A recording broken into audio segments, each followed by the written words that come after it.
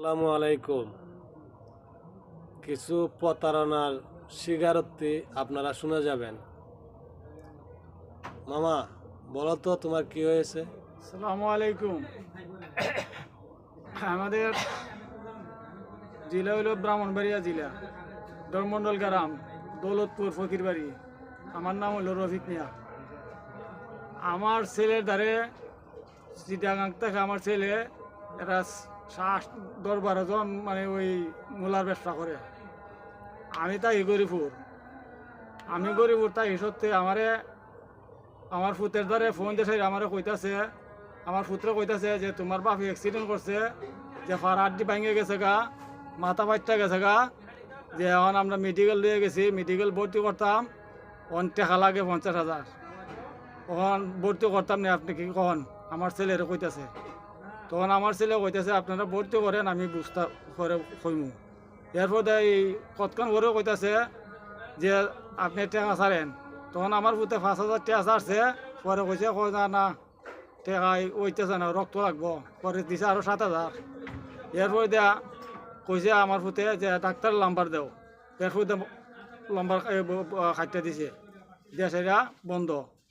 এরপর আমি তো সুস্থ মানুষ, ভালো মানুষ, আমি ঘুমের মাঝে এরম প্রতারণাদের বাংলাদেশের মেয়ে চলছে।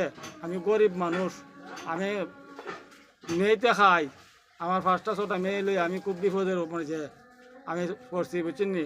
আমার ছেলের তো খুব কষ্ট করতেছে। তখন আপনারা ইডিয়া আপনারা একটু তথ্য বার করেন, আর একটু এটা শেয়ার করেন, আপনারা দয়া করে আপনারা কইতাছি, যাতে এই জিনিসটা আপনারা ধরা খাইতে পারেন, বুঝছেন নি? আপনারা দয়া করে আপনারা আমার এই জিনিসটা তথ্যটা আমার বাইর করে দেন। যাই হোক, এখন তো শুনলেন আমার মামা লাগে গরিব মানুষ। উনি তাকে গরিবপুর ব্যবসা করে, কসমেটিকের ফ্রি করে।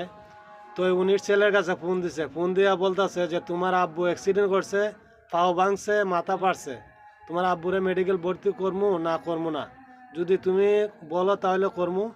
তখন ছেলে তো আস্তারা হয়ে গেছে গা বাবার কথা শুই না। তখন বলছে আপনারা ভর্তি করেন।